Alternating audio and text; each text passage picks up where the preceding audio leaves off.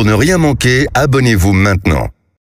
8h22 sur Sud Radio, tout compte fait comme chaque matin avec vous et Eric Revel. Bonjour Eric. Bonjour Patrick, bonjour à tous. Les marchés, bah oui, on va s'intéresser aux marchés, pas les marchés financiers, mais les marchés où, avec les petits commerçants évidemment, eh bien ils souffrent. Les vendeurs de fruits et légumes par exemple tirent la sonnette d'alarme, l'inflation les touche de plein fouet. Que représentent les marchés de nos villes et de nos villages? Alors il y a à peu près 10 000 marchés en France, dans nos villes et villages. Ça représente 145 à 150 000 commerçants quand même, ambulants. Et ça représente aussi 3% des produits alimentaires consommés par les Français. Alors des études montrent que souvent les produits de marché sont moins chers, parce qu'il n'y a pas de frais de marketing, il y a peu d'emballage.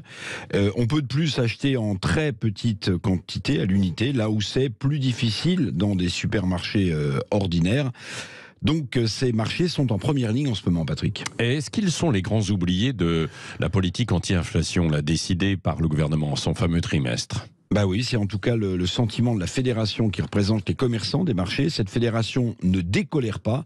Elle estime qu'avec le trimestre anti-inflation du gouvernement, qui a remplacé, vous vous en souvenez, le panier anti-inflation, elle estime donc cette fédération que ce trimestre anti-inflation est en fait un appel à consommer uniquement dans les grandes surfaces et que les commerçants des marchés sont oubliés ou ignorés par l'État. Alors on ne peut pas donner tort totalement à cette fédération des marchés, même si, ne l'oublions pas, la grande distribution représente 60% du total des ventes de produits alimentaires. Donc évidemment, les Français sont plus touchés par l'inflation dans la grande distribution que sur les étals des marchés, puisqu'ils achètent massivement les produits de première nécessité dans ces grandes surfaces. Mais les commerçants des marchés sont en grande difficulté. Ils connaissent par exemple une envolée des droits de place. Vous savez, ces mètres carrés qu'ils louent pour s'installer chaque jour, entre 60 centimes et 25 euros par mètre carré, ce droit de place voit aussi son prix s'envoler en ce moment, ce qui alourdit évidemment les charges des commerçants du quotidien, que l'on connaît souvent aussi, c'est une de leurs qualités, et avec qui on échange comme avec de vieilles connaissances. Oui, c'est vrai qu'il y a du lien social qui passe par ces commerces de proximité et qui font vivre nos marchés, Eric.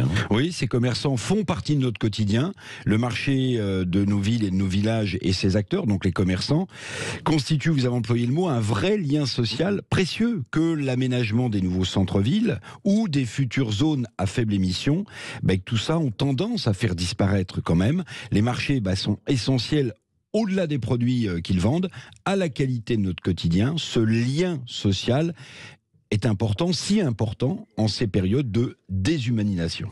Merci Eric Revel. Et souvent après le marché, notamment le dimanche matin ou le samedi matin,